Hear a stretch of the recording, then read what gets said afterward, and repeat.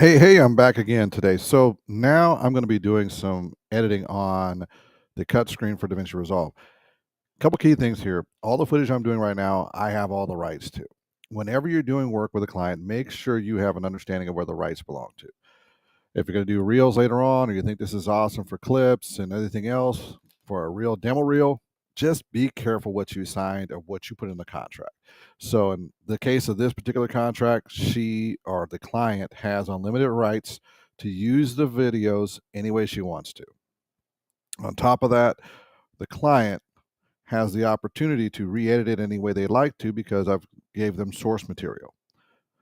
That source material they have right to use. They don't own it, so if I decide at any point in time I want that source material back, I can't get it back. But I've given them usage rights, so they can always ask me, can I use the source material and use it down the road? And then I always will say yes to this particular client. Now, if you actually signed over all the rights and ownership to the client, which I've done in vast majority of my business, it allows for a bigger payday. Unfortunately, it also means you can't reuse the material down the road if you've signed over all the rights and ownership to the client. So be careful when you're setting up demo reels. I've seen many friends be told to cease and desist and remove materials offline because, well, they thought it was cool to just make a demo reel without getting permission from the client, which they had already signed over not only usage rights, but ownership rights to the client, even though the copyright, you'll say, was mine already. You're a business now. You're not just a creative. You have to be aware of what you signed and what you did not sign or what you put in a contract. So for the next, however long it takes me to put this demo reel together, it's just something I wanted to do today and show how it's done. You can watch. The other part of it is I'm only going to use in DaVinci Resolve the cut screen. A lot of people say it's a useless screen. It's a terrible screen. I can't use it. It makes no sense. And to a lot of people who've used NLEs for a long time, it will make no sense. If you came from the 4-track, 6-track VHS old school editing where you had to have all those together and you used an item that looked like this back in the day, the cut screen makes perfect sense because it's just the same as using 4 VHSs, 5 VHSs, and you can watch the timeline, pick your pieces, cut in, cut out, throw them on the timeline, layer them on top. Every tool you pretty much need, including slow motion, cropping tools, pretty much everything is sitting inside a cut screen. So for the next, I don't know, 10, 20 minutes, however long it takes me to do it, you can watch. If you don't, just watch for a little bit and go on with your day. There'll be some music in the background. It's royalty free off of Spotify. Enjoy. Thank you very much for watching. Peace.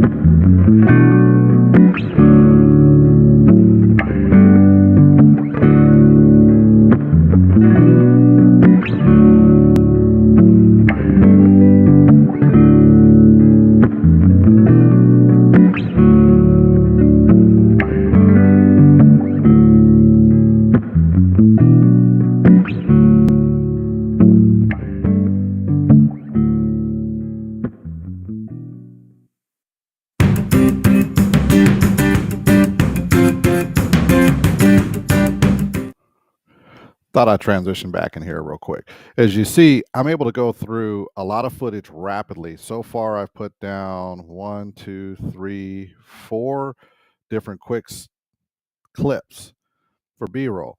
Now, each one of them is roughly about 2 seconds long. There's a lot of versatility I can do in that 2 seconds too. This is just a base of what I usually work with, and I add more to it. And this is all going to be in the cut screen, which is really one of those screens that people don't use very often, and it's very much a dynamic tool that will increase the speed of your edits. Now, as you saw, I was rushing through the footage real quick. The nice thing about using this board is I have multiple options on the jog shuttle as to what it will do and what it will not do. Um, so, for example, let me jump back over here again. One of the things I will be doing is frame by frame editing. And you'll probably saw in the last one that I went frame by frame till I found the frame I liked, and then did an in, then scrolled over, and then did an out frame to frame. The advantage of this system is I can actually eventually cut it down to the frame, to the second, with real ease versus using, say, an edit page. And especially if I'm trying to get to 14.23 frames or 14.29 frames to ensure that a client isn't charged for 30 seconds of advertisement. It's really important to pay attention to that. All right, back to the editing. Peace.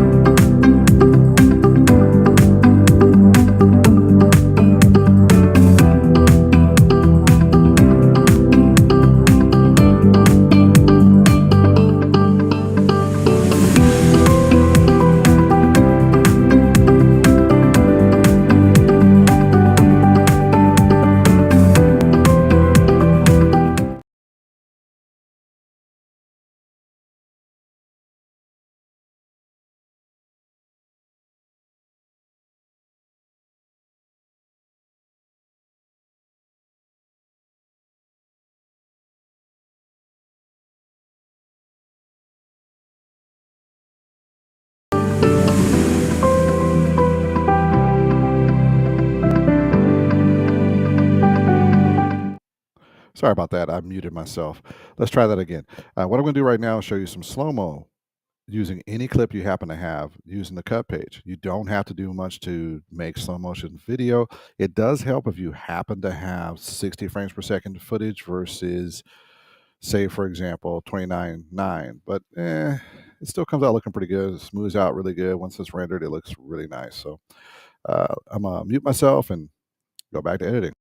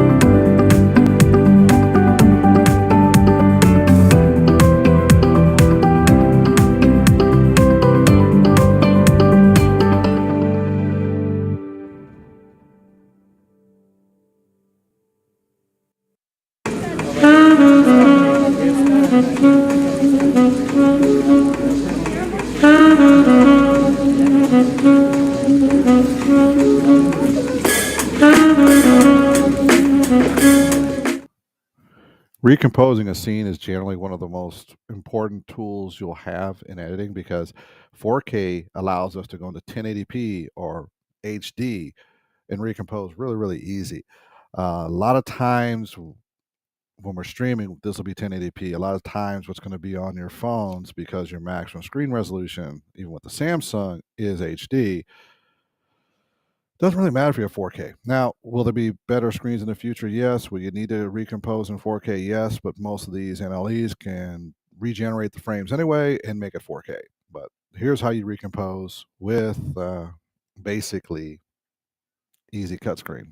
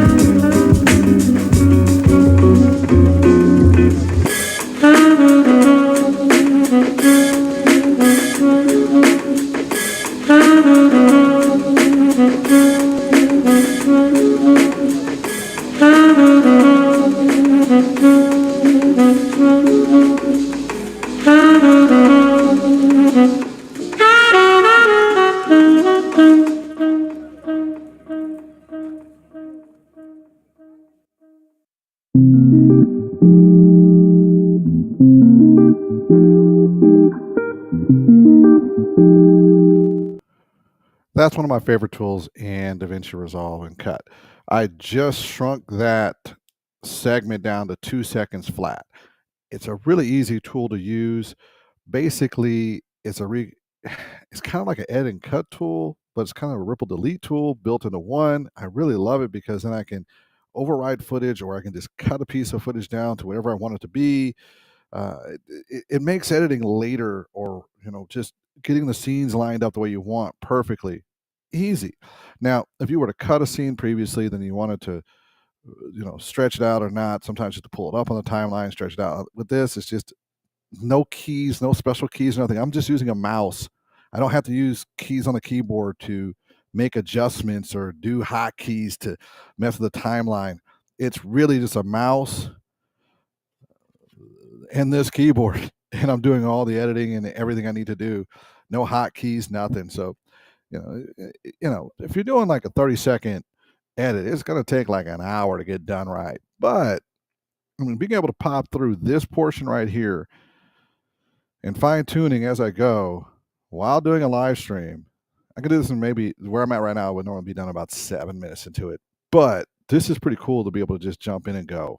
And this is while reviewing footage and deciding what I like and what I don't like. Continue watching if you like, and peace.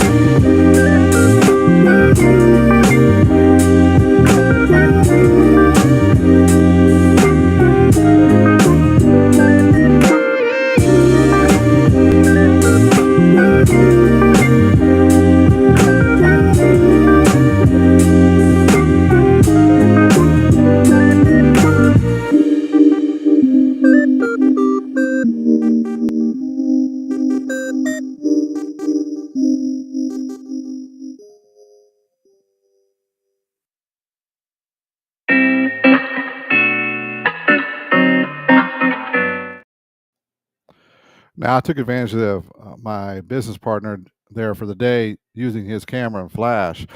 That little bit of pop will definitely catch people's attention around 15 seconds into the video and get them re-interested into the video that you're showing as a demo reel.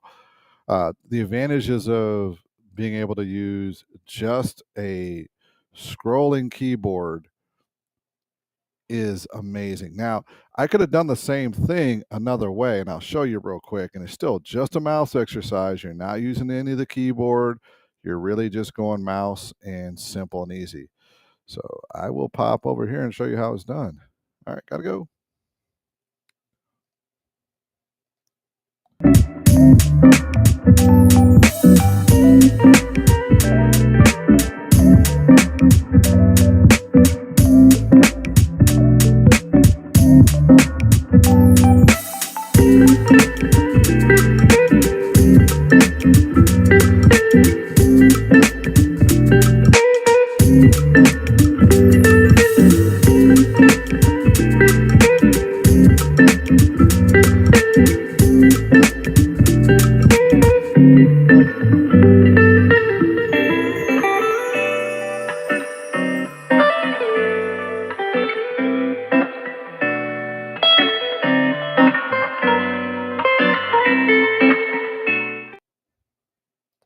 So that's what you call a virtual jog wheel.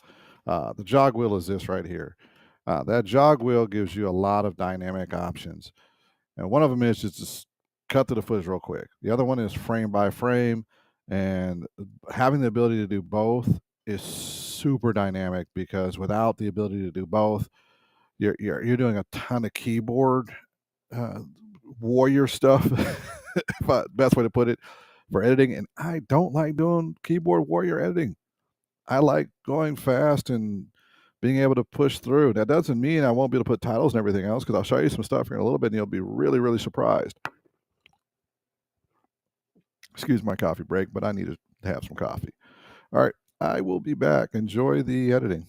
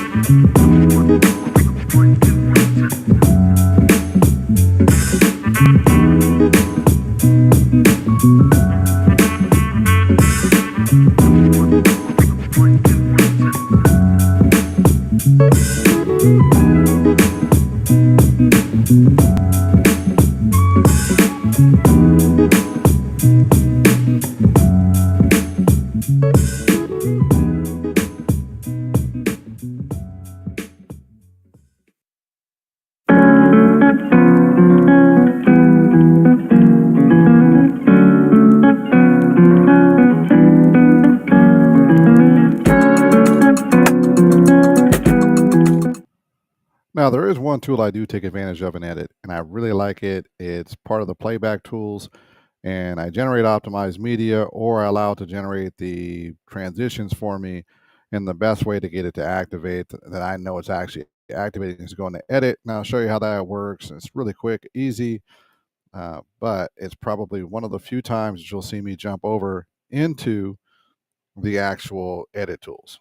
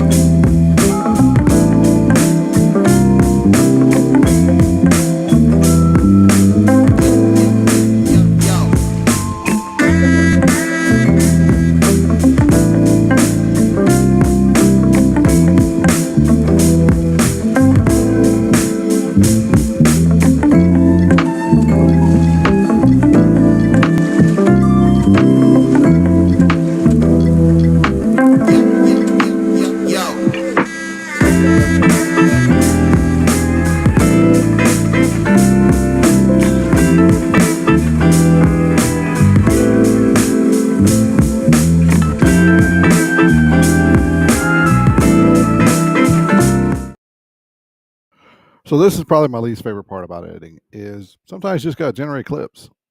And what it's doing right now is it's generating all the clips the way that I put them in the timeline. And any additions I added to them. It's making smart generated clips so that it can be cached later and utilized anytime. So when you decide to send this out to a client, what I generally like to do is leave room on the hard drive I'm recording on. I do external recording from any camera onto an Atomos recorder so that there's extra space. So, for example, these all have 2 terabyte hard drives in them. I generally use 1.5 terabytes of the drive, leave half a terabyte for editing. And then all the clips, all the cache, everything is saved onto this. I send it off to the client when the finished job is done. Of course, I send them the video. They pay for these. They're relatively inexpensive to the client. I charge them roughly $250 for these, shipping, handling included, including a case, so that you can just put it in here, put a USB-C cable onto it, and they can just edit and grab it directly onto their MacBook or whatever. This generally takes 5 minutes or so to render everything that needs to be done. It is rendering it in uh, DNX.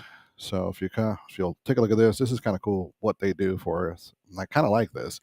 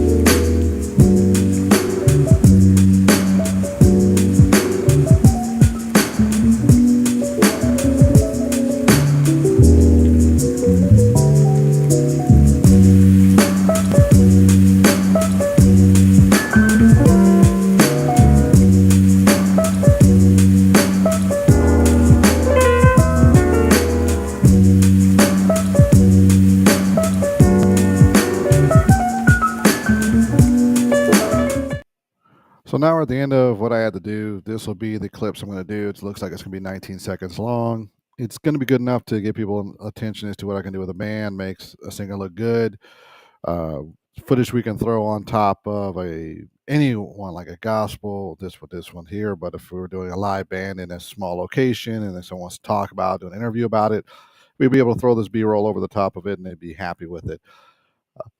The last little bit is kind of the boring part. This is all rendering and it's pre-rendered so I can look over the footage when it's done. It slows down all the processes, and the reason why it does is because basically your video card is running like crazy as it's rendering all the footage.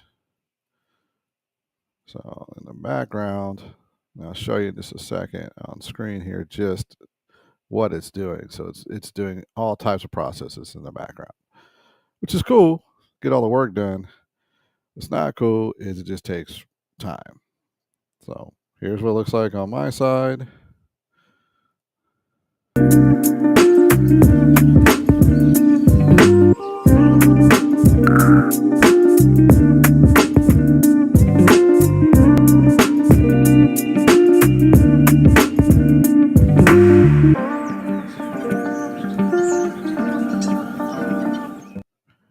Thank you for watching. It's been kind of fun just showing off what we do. Like I said, it usually takes, about a good hour to get a 30-second clip put together, just the timeline itself, not including sound, adjustments, rendering, any micro changes, voiceovers, adding in VFX, titles, all the rest. That still takes more time. But done right, spinning around with it, you're looking at a couple of hours of work for a quick 30-second. If I'm doing a commercial where I'm going to have, I don't know, 55 clips in 30 seconds, yeah, it's going to take more time than that. And then, of course, you got the effects you're going to put on and all the rest. So it kind of depends. If I'm doing longer clips where we're going to be doing 30-second pieces here, 45-second pieces there, 3 minutes there, it's still gonna take that time, so it's amazing how long editing actually takes, but the end results can be really, really worth it. Alright, everybody have a good day. Thank you for watching, and peace.